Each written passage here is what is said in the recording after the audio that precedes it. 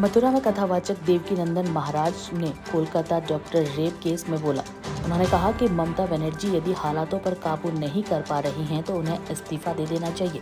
संसद में कम से कम 50 से 55 धर्माचार्य होना आवश्यक है।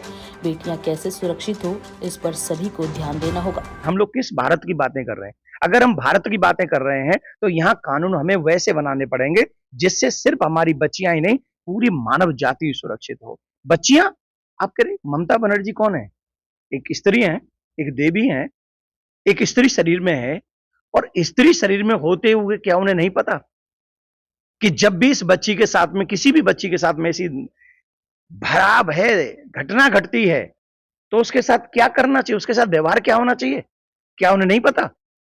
और अगर वो ऐसो नहीं संभाल सकती है तो मैं सीधे-सीधे कहता हूं, जिन लोगों को ये लगता है कि हम अपने प्रदेश को संभालने में और ऐसी घटनाएं घटने से रोकने में असमर्थ हैं, तो उन लोगों को अपना इस्तीफा दे देना चाहिए। और इस पे राज्यपाल को भी और राष्ट्रपति साहब को भी सोचना चाहिए कि हम अपनी बच्चियों को कैसे सुरक्षित कर सकते हैं। पढ़ी लिखी जगह है ना, हॉस्पिटल, अगर वहीं डॉक्टर सुरक्षित नहीं है तो आम जनता का वहां क्या होगा?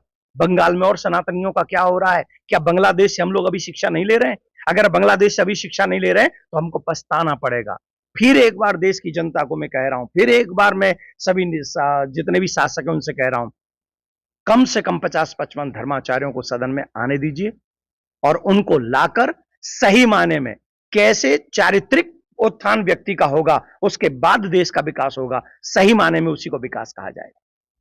देखिए, सुप्रीम कोर्ट भी ये कह रहा है कि जो डॉक्टरों के साथ हो रहा है वो ठीक नहीं हो रहा है। सबको अपनी बात रखने का अधिकार है, और किसी भी प्रदेश में अगर स्त्रियां सुरक्षित नहीं है, बच्चियां सुरक्षित नहीं है, तो वो किसको कहेंगे कि सरकार अच्छा काम कर रही है?